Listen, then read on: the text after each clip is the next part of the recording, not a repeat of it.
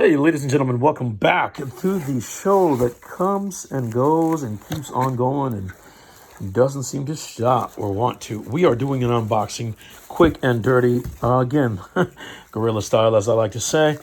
And from the, we're just going to do this, throw this over there. And so, hey, if you're new here, please, by all means, smash that like button. I would kindly ask you to subscribe. Let me use my scissors here, hold on. And maybe you came over from my shorts video that I put up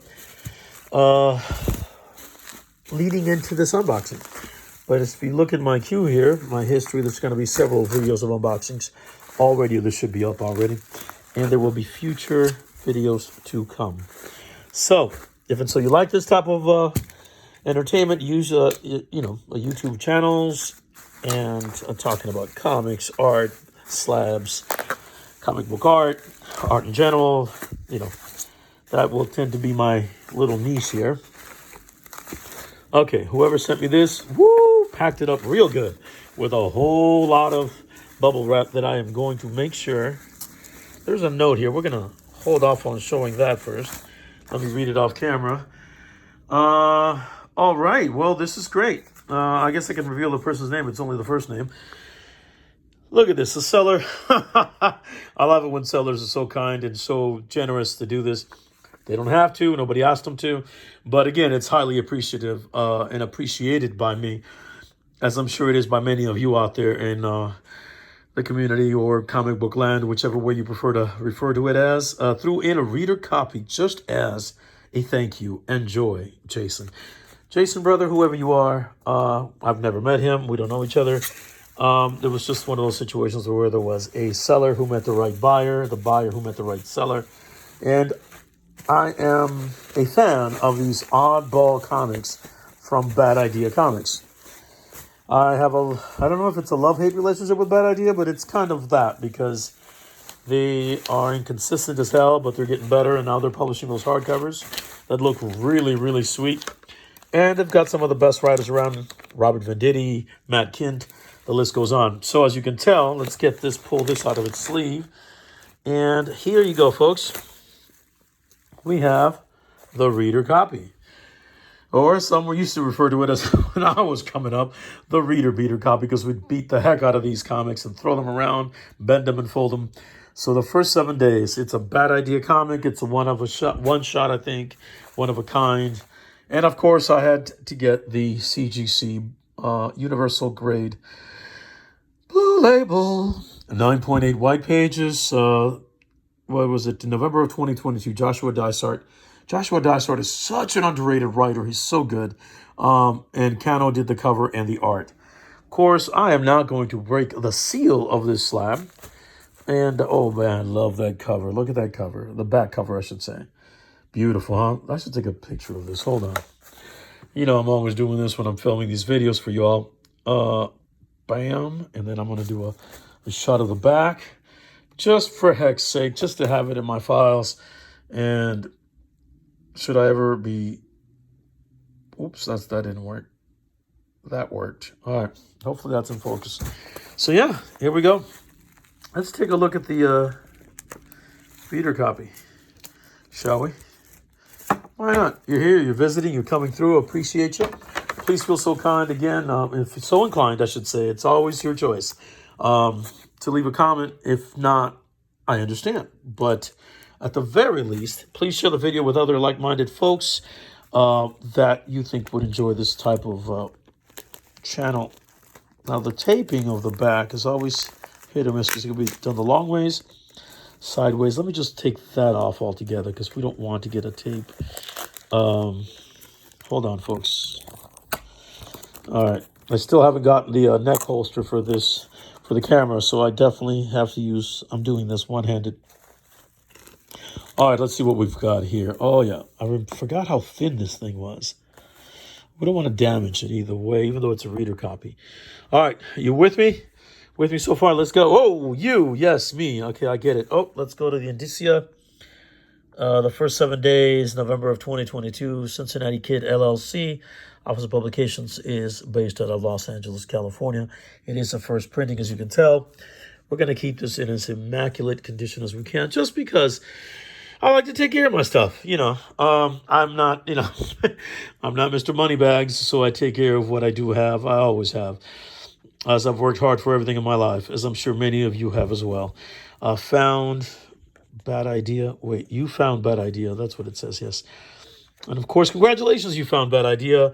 A lot of print to be gone through, a story. It looks like it's a story being told, talking to the reader, breaking the fourth wall to some degree, and of course, paneled art. I had seen a preview of this, but not the whole comic book. I think it's only like roughly 8 pages.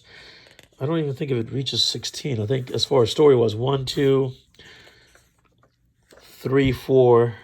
Beautiful artwork, though. If I remember correctly, this is 4, 5, and 6. Wow. 7 and 8. 9. So it's like about 9 pages worth of art, if I got that right. And of course, Kano did the artwork, who I remember from way back in the day, in the late 90s, early aughts, doing, what did he do? He did Superman for DC. Adventures of Superman, Action Comics. Kano, you're a great artist. Don't ever forget that. Troy Pateri, letters and logo design, beautiful work. Obviously, Kano did the cover and the back cover art. Joshua Dysart is the writer. I would read this offhand no matter what. I'm going to read this as soon as I have a chance sometime today or this weekend. Actually, no, I work on weekends. So probably next week at some point I'm going to sit somewhere, drink my cup of coffee, and enjoy reading the first 7 days. I can't thank Jason enough for sending me the reader copy. That is always such a boon. I thank you kindly. And of course, let me slide this back in its holster, as it were, before I damage this. Nice, beautiful, beautiful. Let's put this to the side and bring in the so-called prize, which is the Universal Grade CGC 9.8 white pages.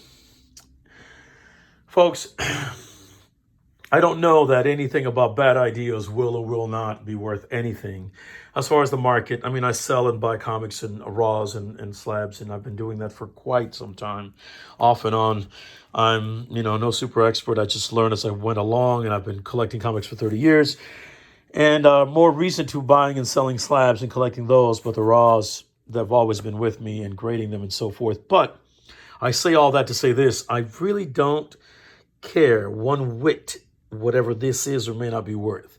So I know that for some people that's, the key and end all and be all of collecting CGC or CBCS slabs and graded comics. That's not, I think that applies to maybe like Golden Age, Silver Age comics and some Bronze Age comics as well, maybe a couple of coppers. But as far as the modern stuff, of which again, they didn't publish a ton of these. There doesn't have a large printing. So in and of itself, perhaps one could say that it is more scarce. But again, I'm always leery of manufactured scarcity. And scarcity, as I've learned, doesn't mean anything if there's no demand for it whatsoever. So again, whether there's a demand for it or not is irrelevant. I've got a reader's copy. I've got this, in a great grade, done and taken care of by CGC. I could have been CBCS. I'm liking both companies. I'm not really extra partial to one versus the other. I'm actually, if anything, more partial to CBCS now with their new labels, and I think they have solid grading. I really like their gradings. Actually, I might be sending in some raw comics to CBCS to get them just graded. I don't want everything slabbed. No slabbing for everything. I just recently had a story where I'll tell you all about it some other time in detail, but I come across these stories here and there with different people that I talk with or that I hear stories about from. And the idea of just slabbing every single comic in your collection is mind-numbing, is what it is to me. It's a waste of time and it's a waste of money. And I'm not partial to doing either of those things, especially the waste of my time, which is my most precious commodity and possession. And so is it yours. All right, so this is it. The first 7 days, Bad Idea Comics. It's just a 8, 9 page comic, beautifully drawn by Kano. Great writing. I'm sure it's going to be fun to read by Joshua Dysart. All those writers from that had originally started off or really gained their prominence in Valiant. Robert Venditti, Joshua Dysart, they're just really superb. Matt Kent, Jeff, what is it? Not Jeff Miller. Excuse me, Jeff Lemire, and all those writers, and of course even who was that lady? If I don't recall exactly what her name is, there was this lady who wrote Faith for Valiant, and she was really really good at writing, like not only just a female character, of course, and she herself being a woman writer, but a teenage character and going through challenges and trials in her life. I didn't think I was going to like it, but I really enjoyed Faith a lot. And if someone can recall what her name was or look it up, just leave it in the comment section. I'd appreciate it. I can't look it up right now as I'm filming this, of course, but it'll probably come back to me. By the time this is up, I'll be moved on to something else. And if you drop it in the comment section, I'll be like, yes, her, whoever the writer was that wrote Faith for Valiant Comics. She was also very, very good at what she did. And brought me in to read this character of Faith that was part of the Renegades, I think, and that originally started with Harbinger. Yeah, all great stories. I mean, it was a great alternate to Marvel and DC, the big giant two in the early aughts and the mid 2000s. And now I'll look for anything and everything else to read because a lot of the Marvel and DC comics, at least the current crop of things that are being published, leave me cold to the point where I'm not buying and I'm not rushing to buy. And what I'm about to say, I mean no disrespect to anyone whatsoever. If you are new to the hobby, if this is what you like, and you covet covers, like in multiples of threes, in multiples of 18 different variants, have at it, go at it. I think that really does not work for me, and I have very to zero interest in that, or I should say very to little interest at all. It's okay to have an alternate cover, even a half maximum of three, but again, this chromium, the return of chromium, the return of silver, but whatever they are, just I can't even remember all the different names of the different types of covers that Marvel and DC are putting out with their stuff. And again, I remember Berserk having what was it, like 39 alternate covers for #1. I get it. Keanu Reeves was attached to the project. I get it. Matt Kidd is a great writer, but 38, 39, even 34 covers, that's like, you're killing me. That's crazy. Like, I'm not going to buy them all, and I'm not going to buy even a third of them. And I don't care if they go up in price. I don't care if once a number 39 versus, copy A or D or F or number 7 or 8 is worth less than the 39th one, which costs $200 according to fair market value of 3 months from now or 3 months ago. Screw that. I have no interest in any of that. It's just, it's manufactured at best. I mean, it's great to have a variety of covers to choose from, a nominal first issue, an important first issue, an anniversary issue. But every miniseries is not that important. If you just started a title and you don't have an audience, how can you tell that it's actually a hit? I could be wrong. I could be crazy.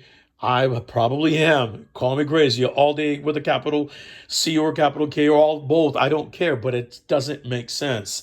And to me in business, and when it comes to money and numbers and it comes to collecting, if it doesn't make sense, you need to reassess the whole thing of whatever you're doing because it just doesn't add up.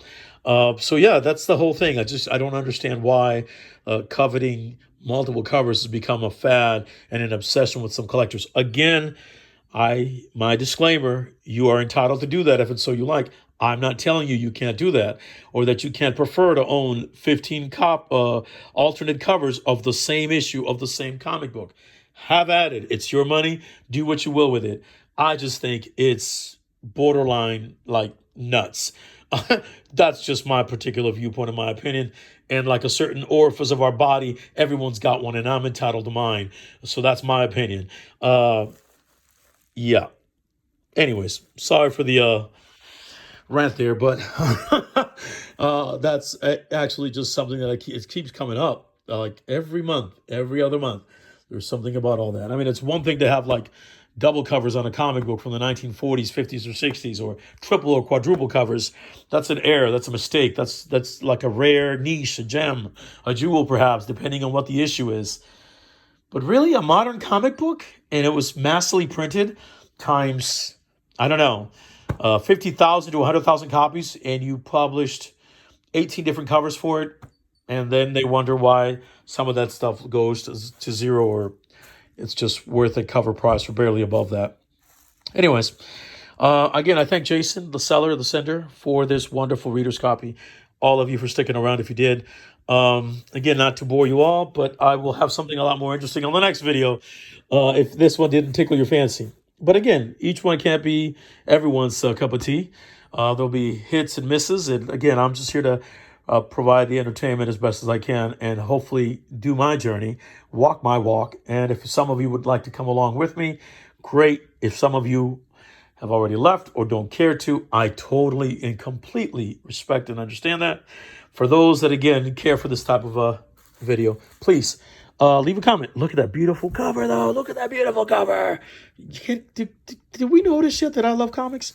Have we noticed that no matter how old I've gotten, whatever my age might be, we're not going to reveal that just yet. But yeah, I'm not a teen anymore, that's for sure. This never gets old. This format of storytelling never, ever will get old. It's an American tradition. It's completely American. It's us. We imported this to the world. Remember that. And that's a beautiful thing, you know, and we could share with the world. Now we have great European comics, of course, manga, manhwa, and all the other types of comics, South American comics, beautiful stuff. Just great creators out there. Anyways, folks, hopefully this doesn't bore you to tears. On my little rant about, obviously you can tell I have a pet peeve when it comes to these 18, 19 different types of covers for one single monthly issue of whatever, or even if it's a first issue.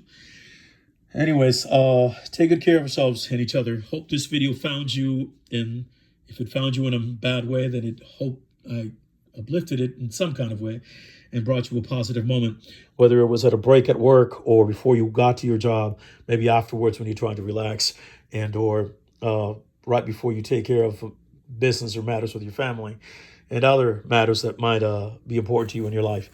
And I hope this video brought you a smile at the very least, and hopefully positivity and some joy. All right. And as always, like I've always said and will continue to say, let's take that quick last look, and I will see you all. No, wait, did I forget? Yes, please smash that like button. Leave a comment if it's so you like, and by all means share this video with your friends, neighbors, and total strangers you might run into. And I think that I'm grateful. I'm grateful for this journey, and I'm grateful for whomever has subscribed and whoever is here to walk the journey with me. So thank you very much. Enjoy these videos as I enjoy making them. Bright moments, and I will see you all on the next one.